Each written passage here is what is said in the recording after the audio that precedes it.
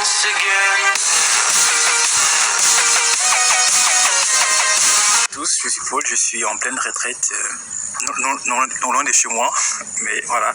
Donc souvent je fais des petites retraites comme ça, personnelles, depuis plus de 5 ans, 4 ans. J'organise des retraites, des temps comme ça où je viens me ressourcer et avoir des orientations par rapport à ma vie. Donc pendant ma retraite, j'ai eu l'occasion de pouvoir lire un ouvrage que je vais simplement vous présenter, Comment jeûner de manière efficace, écrit par Derek Prince. Et dans ce livre, il dit que pour jeûner, pour ceux qui ne sont pas habitués à ça, il faut commencer par 2 jours de jeûne, 3 jours de jeûne. Pour les plus anciens, 1 semaine, 2 semaines. Tout dépend aussi de la sensibilité, aussi de l'esprit en fait. Donc pour pouvoir jeûner, il faut avoir un motif, c'est-à-dire avoir une raison qui te pousse à pouvoir jeûner. On jeûne pour s'humilier, pour s'approcher de Dieu, pour mieux comprendre la parole de Dieu, pour chercher la guérison ou la délivrance des esprits méchants. Des esprits méchants, et du coup pour intercéder et prier pour les autres, pour chercher l'intervention de Dieu dans un moment de crise ou pour régler un problème qui peut nous habiter.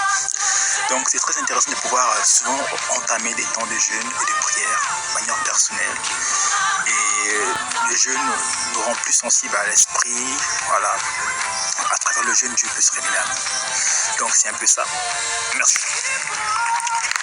Donc, et le deuxième livre, c'est intitulé La puissance de la louange. Dans cet ouvrage, l'auteur nous parle de la grâce de pouvoir louer Dieu. C'est-à-dire nos vies doivent pouvoir être l'expression de la louange pour le Seigneur. Notre vie doit pouvoir exalter Dieu. Et il nous montre également dans ce livre que l'histoire de Josaphat dans les chroniques. Voilà. Je vais simplement voir très vite 2 Chroniques 20-22. Voilà. Et on parle de Josaphat qui, par le fait que dans une guerre qu'il y a eu, Dieu va dire à Josaphat de pouvoir mettre en avant les chantres. Donc les chantres vont chanter et cela va créer une embuscade dans le camp de nos ennemis en fait. Donc il y a une forme de puissance lorsqu'on commence par louer le Seigneur en fait. Il y a cette puissance dans le fait de pouvoir louer Dieu. Et on doit pouvoir louer Dieu en tout temps en fait. On doit pouvoir louer Dieu dans les bons ou dans les circonstances désastreuses en fait.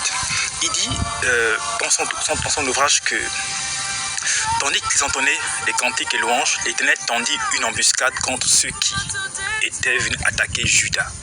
Donc il y a une puissance dans le fait de pouvoir louer le Seigneur. Donc je voudrais simplement dire à quelqu'un, loue Dieu en tout temps.